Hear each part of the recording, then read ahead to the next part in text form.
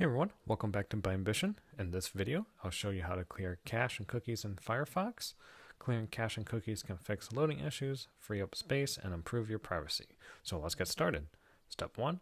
First, open up the Firefox browser on your computer, which I already have right here. Step 2. Click the three lines in the top right corner, then click Settings. Step 3. On the left side, click Privacy and Security.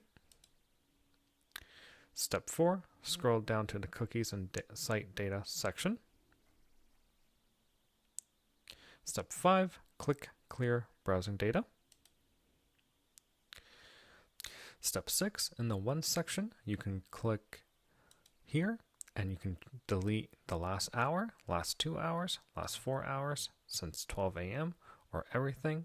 For the sake of this video, we're going to click everything. After that, make sure cookies and site data is checked, and temporary cache files and pages is also checked. Step 7, click Clear to delete the cache and cookies.